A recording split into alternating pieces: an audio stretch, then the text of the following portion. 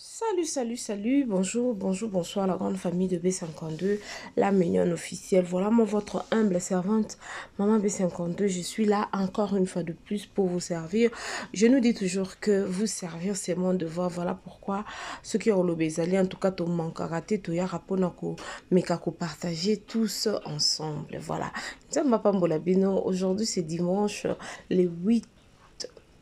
Le 9, aujourd'hui c'est dimanche le 9, nous sommes là à mon abino, bisca biso bizwami bino, le loto yé to meka kobeta mwa lisolo mukie to meka ko solo la mwa mukie to meka ko senga na bana nyonso tu ya famille bota to meka ko pay attention, c'est-à-dire tous à la attentif, ok? Alors bah on en français hein. La ligne est trop. Famille Libota, de gros bisous à vous. Le Pécha Lover, les Dinachou, Bambo Tenabino, na Candy Star, ma soeur Ezoleka déjà wana. En tout cas, to kende Libokema, to kende Kolanda, ma soeur na Candy Star. Et puis, la maison mère, car la belle vie télévision, tout ça, na film, na biso, Ezali Koleka. Second choix ezoleka eza déjà wana.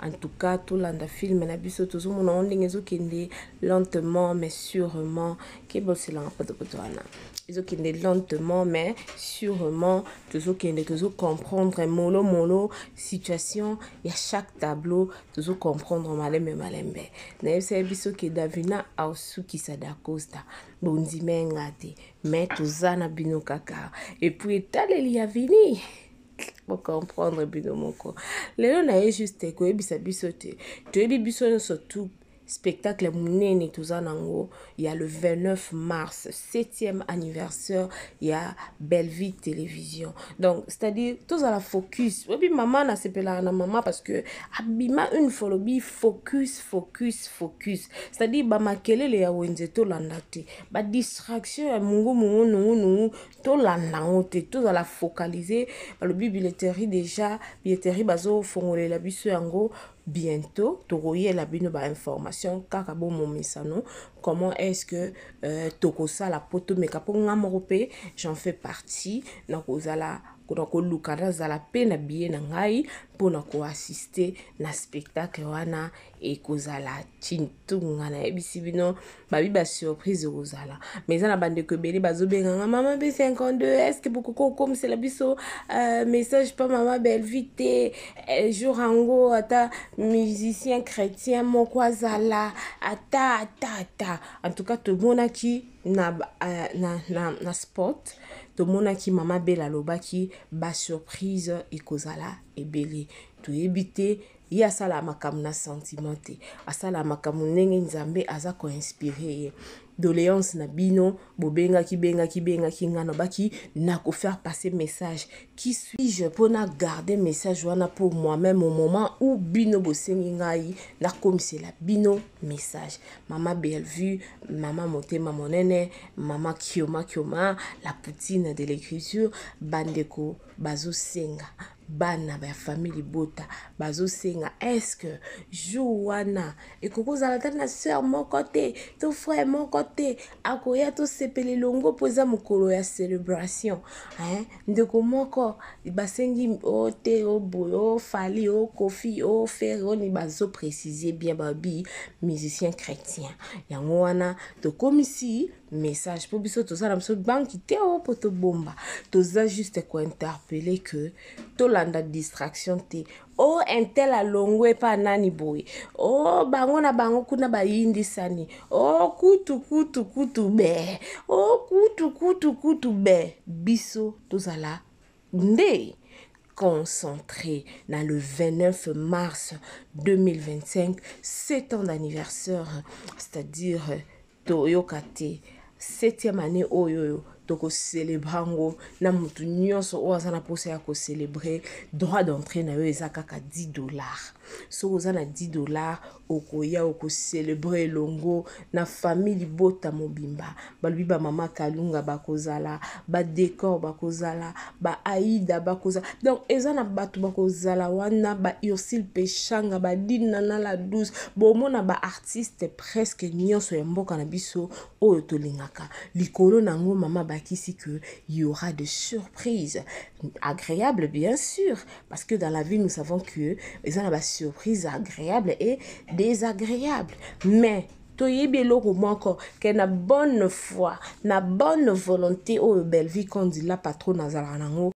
Mais aouye la rabiso mauvaise surprise mo ya mabe.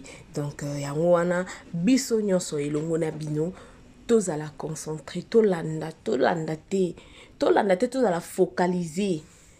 Tozala focaliser la promotion. Il y a journée na biso, promotion ba film na biso na Candy Star, promotion ba film na biso na Belle Vie Télévision, et puis journée na biso ya le 29 jour moko o ezali sacré, jour moko o ezali ya esengo pona yo nanga batoto linga kapeto sepelaka ko zala elongo na mama Belinda Candy Belle Vie, hein. Donc nazotia la bino moi extrêmement ko tonton moun pe ameki ko expliquer kaka même situation na baki batumsu bo quand elle était à maman B52 aussi exagère, mais pourquoi elle vient parler de ceci parfois, pourquoi? C'est pour nous dire juste que et ça constant au ngamroka na salité que balinga ba distraire biso ba linga biso tous à la embrouiller to ko ba écoute to ko ba biso focaliser to ki kaliboso des anglophone ba lo ba forward to kinde to percer parce que Nzambe so apesi vision to eba apesa na provision. Nzambe jamais apesa vision apesi provision te. Nzambe apesa vision apesi pe provision. Na otike la biso mo morceau oyo to landa tonton moun ameki pe ko expliquer bandeko obolinga tonton moun na bino ameki lisusu ko expliquer pona le 29 journée na biso ya célébration ya 7e anniversaire ya Belle Vue Télévision. Suivons tous s'abonner, tous commenter, tous partager, tous aimer la famille. Tolobaki tito comme en mois de mai opération 10K Mama B52 azosenga opération. Soyez prudents et vigilants. Donc ça, je vais ajouter ça dans une courte vidéo na salaki na baksa sous cette très courte vidéo pour dire soyez très vigilants. Tozo préparé Showbuzz le 29 mars. Encore une fois de plus, le logo la basala ba campagne qui est au Longwe, ba moni que nous n'avons rien dit. Sikoyo ba na forme ya buzz ya sika pour dire que Moura né à Longwe et pas ya Babakou, parce que vous savez moi j'appelle le chien par son nom. Donc Nazana Tiner au Longwe la coututé on a chassé comme mon boy, ça c'est pas mon truc. Comme on a un tel, je t'appelle un tel. Les infractions t'es donc aux ambitieux au fond d'angate, je m'en fous après. Donc Moura a une version pour distraire bino. Donc tant que relais on a ba page na bino. Tant que relais on a ba chaîne na bino. On vous accorde ba chaîne na bino commercial. Peut-être vous avez besoin ça là quand même une vidéo pour que côté sambon. Oui, ça là une fois mais pour dire que famille de bota botika ko se distraire na besoin ba présenter biso. Parce que l'objectif est de distraire promotion. Vous avez vu comment est-ce que nous avons organisé les lancements. Il y a promotion, un spectacle à Nabiso. C'était waouh. En tout cas, merci à toutes les bases qui ont vraiment donné de l'énergie pour que la promotion est bien lancée. Donc, Tozo Kende, Malem et Malembe, si na ouverture il y a billetterie, c'est possible pour le 15. Je pense que Boye Baba point de vente. En tout cas, boutique à distraction. Makambu Oyo, petit nabiso wana ya moi c'est mobile ya uto sala, c'est juste un objectif moko. Bino bo s'emballer na kati ya buzz na bango.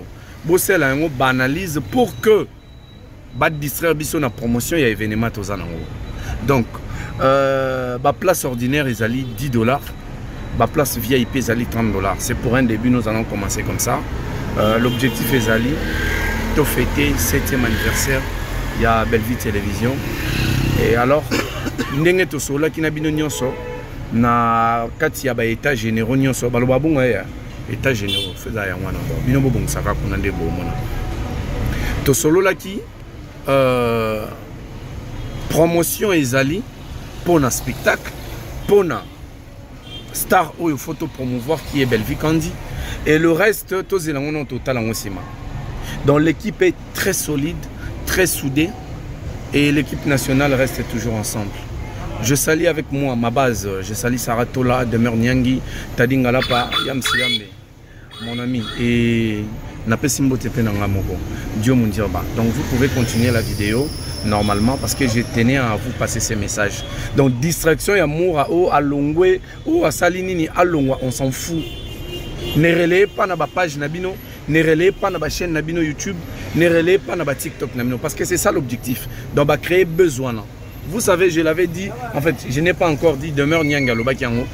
Il y a déjà de cela 4 mois, on était informé, Nabezi Yamakambuyanda Kuyasila. Mais on n'a pas voulu dire ça parce que ça ne nous intéressait pas. Mais tant que vous pour finir bande comme souci à comédien, pour nous avons rappelé à l'ordre pour dire que Toyebi Marambo et les Grananda Kouana. Cette maison a été même proposée pour que tout ça va filmer na biso, il y a Bellevue Télévision. Mais bon, voilà.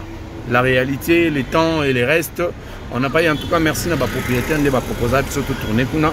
Mais en tout cas prochainement peut-être ça va bien. Et puis pour na penanda ko photo salon. Mais en attendant distraction ya mora, botian on en a côté. Continuez la vidéo, moi pour le papa exact parce que après cette vidéo, la vidéo que j'ai enregistrée à la maison, on a tout ce qui concerne les handicapés, centre et information et continuez. Merci. Bonjour, bonjour à tout le monde. Voilà, nous sommes là. Genet boutique online. En tout cas, venez nombreux. Si vous avez vos manifestations, si vous avez de mariage, vous voulez changer des robes, n'hésitez pas de nous contacter ici chez Genet boutique. Oh mon Dieu, si vous belle la robe de gloire. Ceci s'appelle la robe de gloire. Venez nombreux.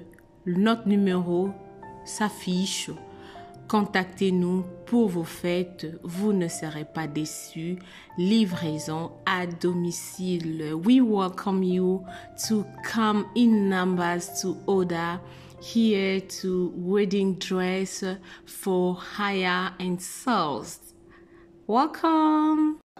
Na évité vidéo oyo ernime kokoma ekomela bino ezali mama Joséphine mama Zozo na yebi bino solution oyo ezali solution ya ba problème na biso yango ezanini ba problème na biso yango eza ba problème ya santé eza ba maladie oyo eza kati na biso ma maladie telle que diabète, tension, AVC, prostate, ba hernie, ba maladie wana nyonso tout o ezo déranger biso, ba ménopause, mutu pasi, maladie nini, épilepsie, maladie nyonso tout oyo ezo déranger ndeko na yo, oyo aza pembe na yo ezo déranger mwana na yo, oyo ya cancer, oyo ezo déranger biso. Solution yango yo na yeli yo solution ya ba produit na biso ya naturel ba produit oyo ezali ba complément alimentaire ba produit oyo ezali 100% naturel ba produit na biso ya Occident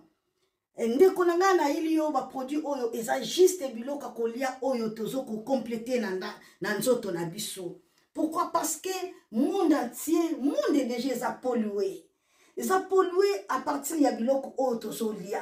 Biloko otozolia yango ezo détruire ba santé na biso. Pourquoi? Parce que biloko otozolia bazo travailler yango na ba produits chimiques. Biloko otozolia bazo tia yango ba poison. Biloko otozolia bazo tia yango même ba hormone. Yango na compagnie ya aloe vera products. Bakanise li peuple na bango partout dans le monde entier, na plus de 160 pays. Balobi non. Tikato kanisi la peuple na biso pona bien-être na bango et pona santé na bango ezala malamu yango wana ba produit na biso yango yo eza wana pona kosunga biso na ba santé atika na ebisa yo bien fait ya produit na biso aloe vera gel produit oyo okoko zanga yango na ndaku na yo te yo oza na problème ya insomnie olala kate produit oyo eza somnifère ezo pesa yo pongi yo oyo zana nzoto makasi te produit oyo eza tonique eza wana po pesa yo nzoto makasi yo oyo zana ba toxine na nzoto na yo produit oyo eza détoxifiant eza ko détoxifier nzoto na yo eza ko purifier makila na yo eza ko sukula ba veine na yo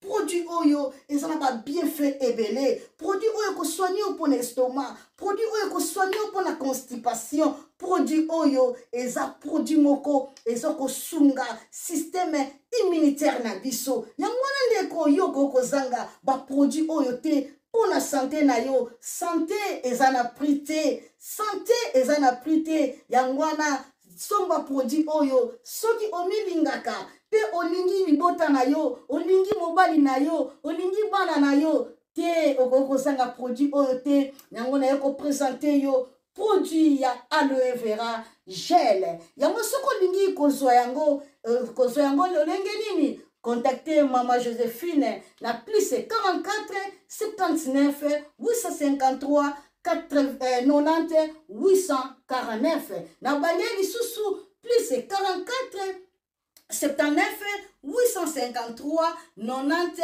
849. Tika nzambe apambola yo kozanga produit oyo te aloe vera gel. Oh la mignonne, botika la bébé. Oh la kina sala mignonne bongolia mo zero. Lo bezala kina 10 senando yo bongolia kona 1. Yango zo pesa posa kozongisa nga bébé na muluma. Basala ba chaussée kaka pona ba voiture.